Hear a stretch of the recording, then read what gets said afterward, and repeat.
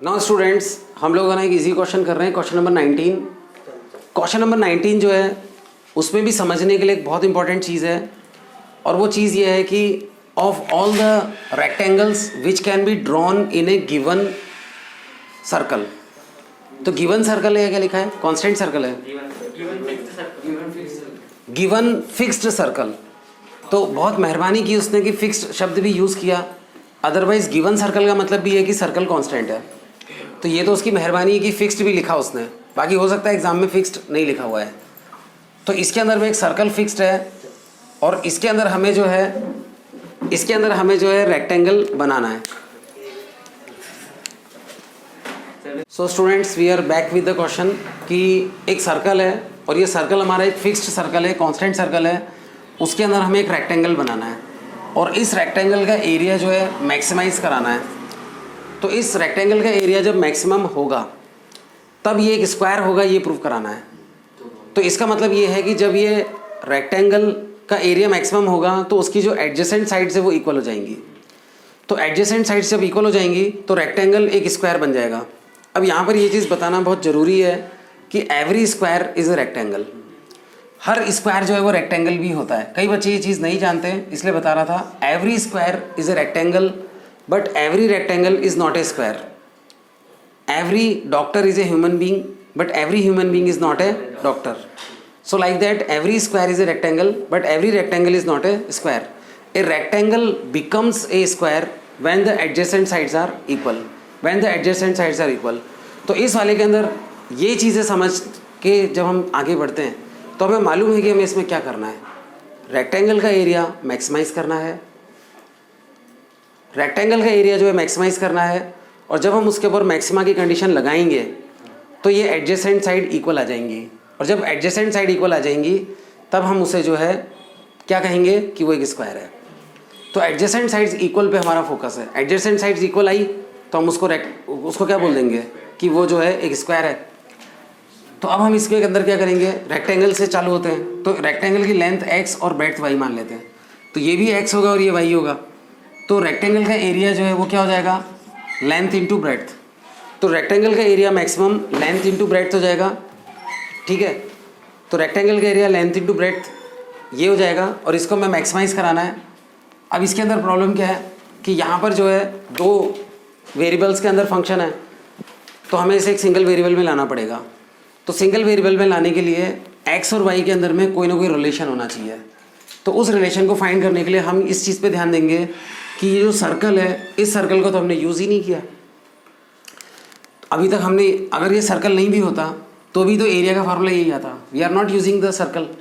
तो सर्कल को अगर हम यूज़ करेंगे तो हमारा एक्स और वाई में कोई रिलेशन आ जाएगा, और वो यूज़ ये करेंगे कि हम यहाँ पर ये डायमीटर ज्वाइन कर देंगे इसका सर्कल का, और उसके बाद में चूँकि यहाँ पर एंगल 90 डिग्री है, तो यहाँ पर जब एंगल 90 डिग्री होता है तो सर्कल की जो कॉर्ड है वो डायमीटर ही होती है, तो डायमीटर हो जाएगी। और इस सर्कल का रेडियस अगर r है तो डायमीटर की लेंथ कितनी हो जाएगी, 2r। तो इसके अंदर हम क्या करेंगे, पाइथागोरस लगा देंगे।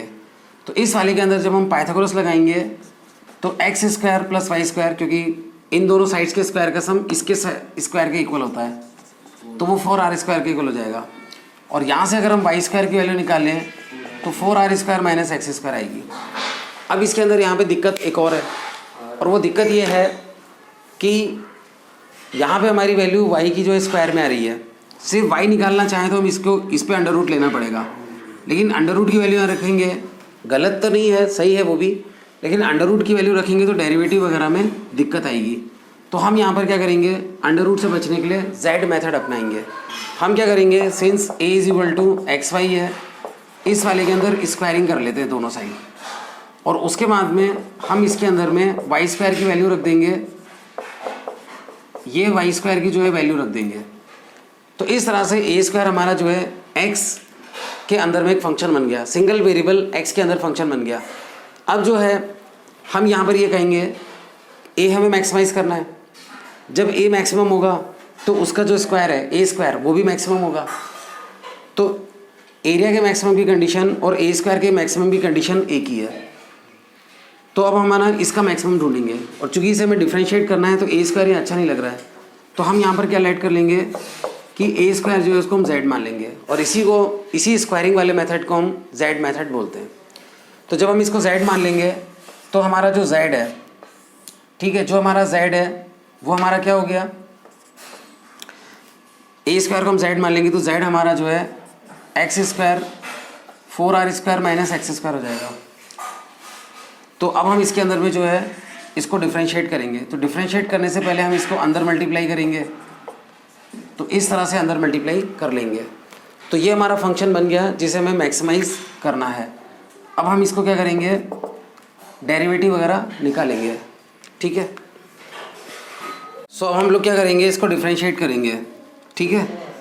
तो ये dz अपॉन dx करेंगे, 4r स्क्वायर कॉन्स्टेंट है, एक्स स्क्वायर का डेरिवेटिव क्या होगा 2x और x की पावर 4 का डेरिवेटिव हो जाएगा 4x क्यूब।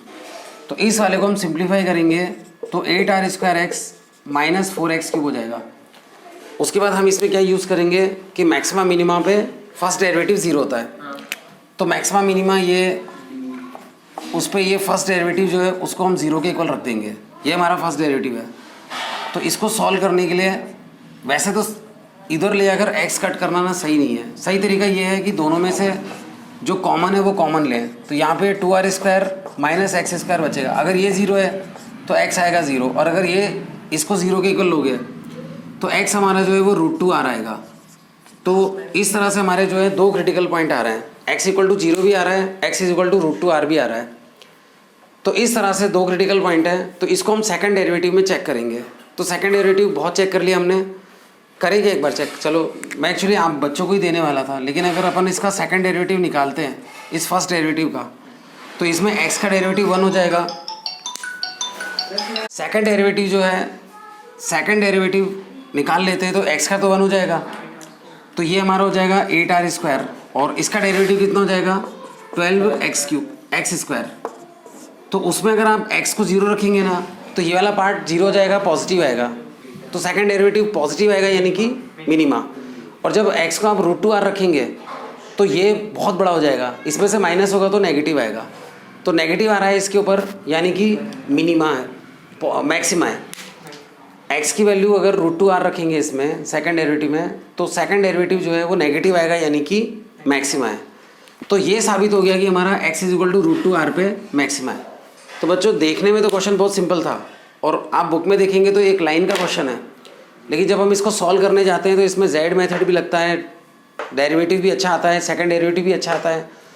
अब उसके बाद में क्या है, इसके अंदर में ये चीज़ आ रही है कि x = जो है वो √2r आ गया। तो x = जो है वो √2r आ गया।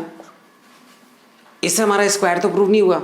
स्क्वायर प्रूव होने के लिए हमें दोनों जो उसकी एडजेसेंट साइड्स हैं वो इक्वल करानी थी, यानी कि उसकी जो हमने साइड्स मानी थी रेक्टेंगल की x और y वो इक्वल होनी चाहिए थी।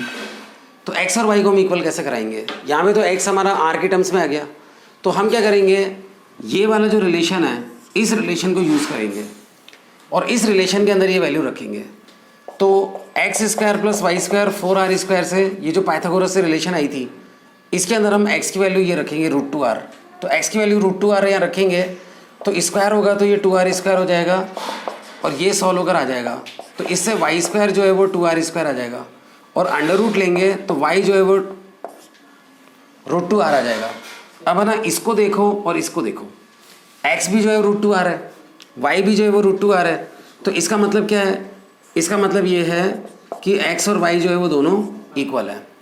तो x और y इक्वल हो जाएंगे तो रेक्टेंगल की साइड्स ही थी x और y, तो दोनों एडजेसेंट साइड्स इक्वल हो गई। तो वो जो स्क्वायर है, वो जो रेक्टेंगल है वो एक स्क्वायर बन जाएगा। शायद मैंने थोड़ा ठीक से नहीं बोला, मैं फिर से बोल देता हूँ कि हमने वो जो रेक्टेंगल माना था सर्कल के अंदर में, उसकी साइड्स को अपने x और y माना था और उस रेक्टेंगल को हमें एक स्क्वायर प्रूव कराना था, जिसके लिए हम पहले डिस्कस कर चुके थे कि दोनों एडजेसेंट साइड्स इक्वल आनी चाहिए। तो लास्ट में हमने उनको इक्वल करके बताया है, इक्वल आ रही है। तो adjacent sides are equal then the rectangle is a square. तो इस तरह से क्वेश्चन होगा।